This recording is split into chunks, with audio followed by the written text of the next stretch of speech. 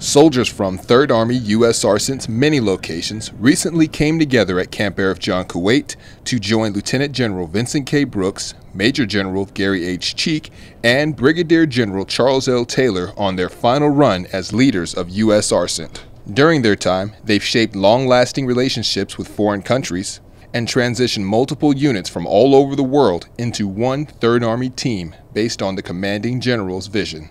How hard is it to lead a command that's basically split between two different continents? Well, you know, technology says it's supposed to be easy.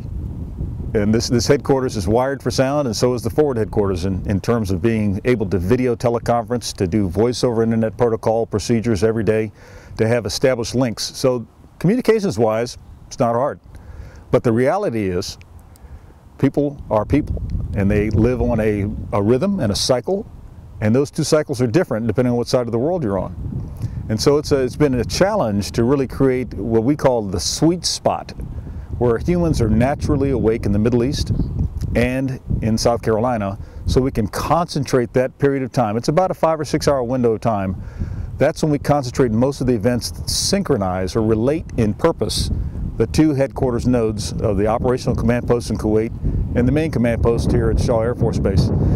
It's not easy, but I think we've done very well at that, frankly, and been able to get a good rhythm that's established without a lot of disruption, creates some predictability, but also creates the appropriate windows for rest, recovery, resilience, these types of things as well.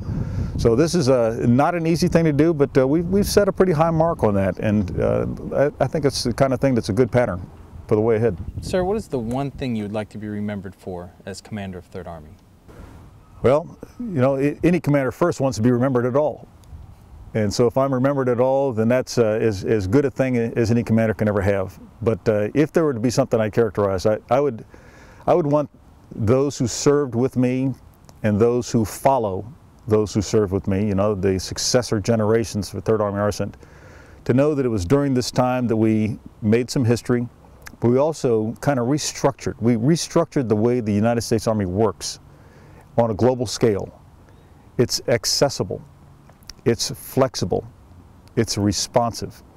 And I want to be remembered as one of the persons who's been instrumental in helping that Army, which I think is going to be the Army of the 21st century, be put into practice, to see what that actually looks like, to get past the ideas and get into reality on how do you make the United States Army more available to combatant commands and more available to our global partners.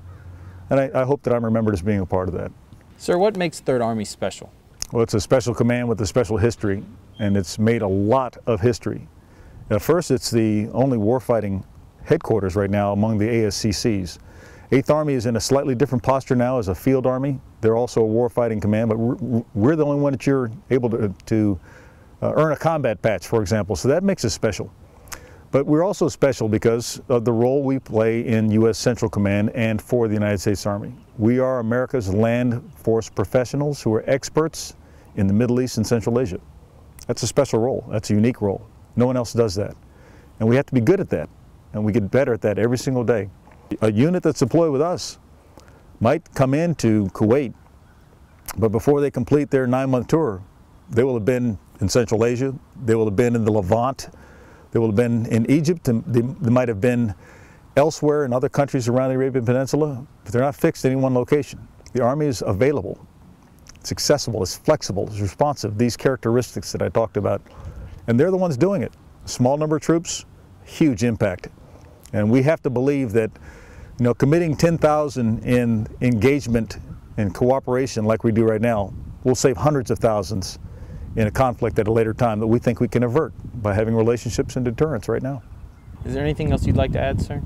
Well, just it's really been my privilege to serve with 3rd Army again, especially at this stage of my career, and to be able to command this great storied organization. I commend everybody that's been on this team every year of the 90+ years that lead up to the present, but especially those that have been on the team with me these last 2 years. My thanks to them, my thanks to you for the great skill, the professionalism you show every single day. And it's been my privilege to serve with you. I look forward to the chance to do it anytime, any place. But if I can't be in the formation anymore, I know that the formation remains in great hands. So keep doing great things, keep moving forward, keep making history every day just by doing your duty. And we'll see you out there somewhere. Third, always first.